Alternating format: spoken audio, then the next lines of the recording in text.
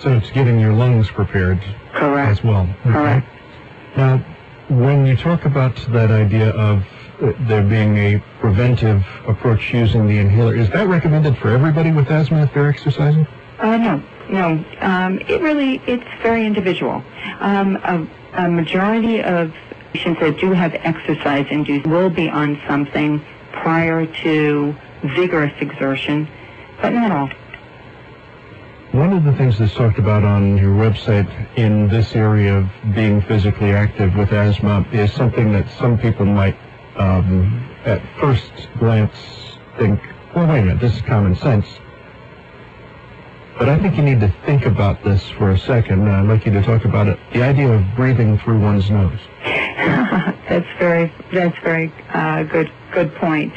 You know, our nose serves a certain purpose other than smell, and it warms up the air that we breathe in as much as possible. And since cold air is a very potent trigger for exercise-induced asthma, breathing through the nose is key. Because as air is warmed and humidified before reaching the lungs, it will be less of an asthma trigger. So we teach athletes to breathe through their nose. It's not common sense. Most people breathe with their mouths open. But if possible, they should train themselves to breathe through their nose as much as possible with their mouths closed, especially in cold air conditions, or if possible, use either a ski gaiter or a scarf to cover the nose and mouth when exercising outdoors to decrease the chance that cold air inhalation will trigger symptoms. And what about the whole idea of the period after one has exercised? What do you recommend there? Well, a cool-down period at the end of exercise is really advisable. You can stretch and jog in place after the exertion's over. And this slows down the changeover of the air in the lungs from cold back to warm and decreases the chance a little bit of symptoms occurring after the completion of exercise, because there are some young people that may do fine during the time they're exercising, but as soon as within the next few minutes they get very tight chest, they get very tight, they develop chest tightness or difficulty breathing after it. And what about those situations? Very often in the media will report on these days when it is advised that because of the ozone levels, people restrict their outdoor activity. How does that then impact somebody who wants to be physically active who has asthma? That's a great question, too. That's exactly what the athletes that have asthma are facing in Beijing now, and it's a very timely topic. Because, Bob, 1 out of 4 athletes that are competing in Beijing now have asthma.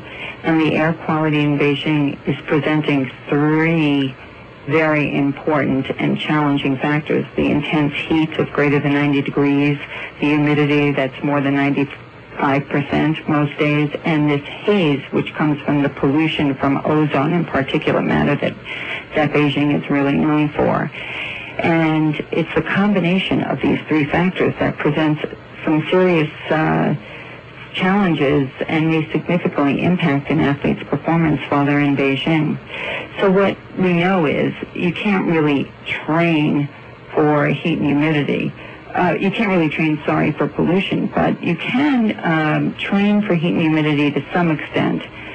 But that is the concern that we have in Beijing. So it's interesting that you bring that up, because ozone can affect increased levels of ozone can affect lung function. And the way it does that is that it causes inflammation within the airways, and it actually closes down the airways. And people with asthma and without asthma can have difficulty breathing when the ozone level is high. So that's the very type of day that you hear health advisories on the news to people that have respiratory conditions or heart conditions, or the very young or the very old, to not exert themselves outdoors. And those are the conditions that we're sending these Olympic athletes into. The voice of Dr. Janis Schaeffer, who's talking with us on our program on the Fan this Sunday morning. Dr. Schaeffer is the founder of the Breathe Easy Play Hard Foundation, which is on the web at breatheeasyplayhard.com.